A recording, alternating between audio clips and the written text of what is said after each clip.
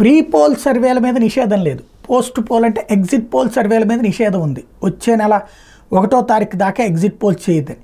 అందుకని ఇప్పుడు exit polls పేరుతో లీకులు రిలీజ్ చేస్తున్నారు. ఈ లీకులు అనే కంటే కూడా వీళ్ళ ఊహలనే లీకుల రూపంలో పెడుతున్నారా, నిజంగా చేస్తున్నది ఇది.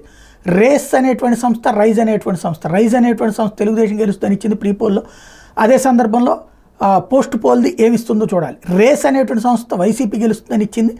ఇప్పుడు వాళ్ళ సంస్థ పేరుతో ఒకటి లీక్ అవుతున్నటువంటి లెక్క అయితే వైఎస్ఆర్ కాంగ్రెస్ పార్టీకి 121 స్థానాల దాకా వస్తుంది, టీడీపీ కూటమికి 54 వస్తాయని, ఓట్ షేర్ 50% వైసీపీకి వస్తే టీడీపీ కూటమికి 46% వస్తుంది అన్నటువంటిది లెక్కలు చెప్తున్నారు.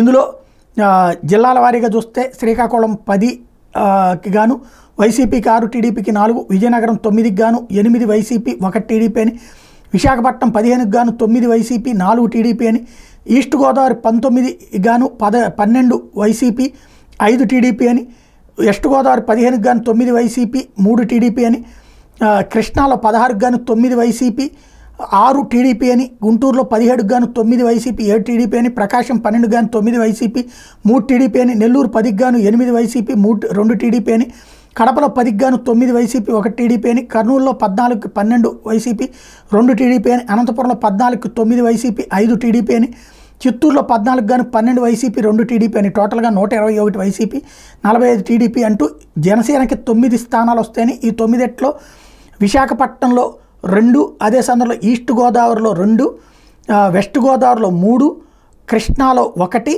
గుంటూరులో 1 స్థానం వస్తాయన్నటువంటిది వీళ్ళ అంచనా. ఎంతవరకు వాస్తవం అన్నటువంటిది, ఇది అసలు నిజమా కాదా, లీకేజీనా అన్నటువంటిది తేలాల్సినటువంటి అవసరం ఉంది.